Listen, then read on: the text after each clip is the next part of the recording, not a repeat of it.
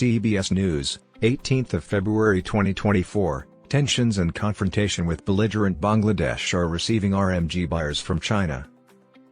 Buying houses, which act as local representatives of international fashion retailers and brands, claim that due to several global factors, including the ongoing conflict in Myanmar and the US-China trade tension, foreign buyers of ready-made garments are increasingly turning their attention to Bangladesh.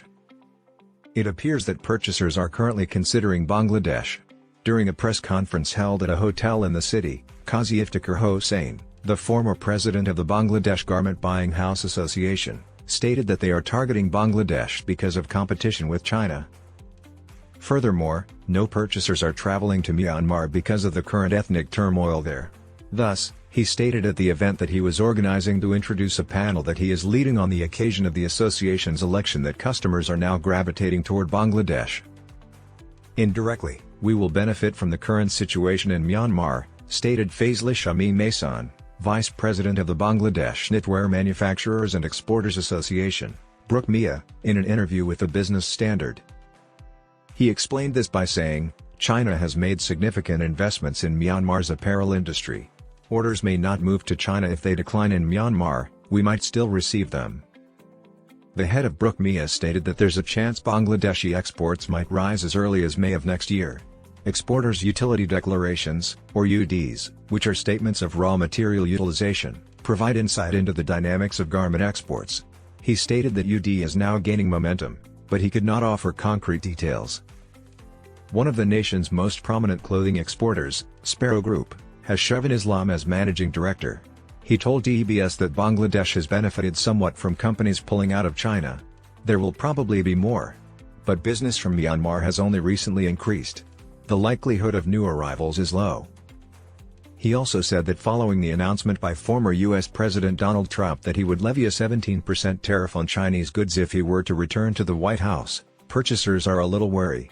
"This may create an opportunity to increase our exports," he stated. The leader of the buying association, Kazi Iftequer, added that they are in discussions with buyers about fresh purchases and have already finished summer orders. They are currently working on winter orders. Simultaneously, he issued warnings over several matters, including the attacks in the Red Sea by the Houthi rebels and the rise in pay for textile workers. He also voiced concern that purchasers would further lower the cost of clothing if these issues were not resolved collectively. Some text goes here: products are reaching buyers after an extra 15 days due to Red Sea tensions, and freight costs have increased, he stated. Due to rising freight prices, nearly all Bangladeshi exporters and home buyers have difficulty negotiating with buyers. The government and the relevant parties must work together to coordinate efforts to break the impasse in the coming days. If not, purchasers will attempt to negotiate a lower price.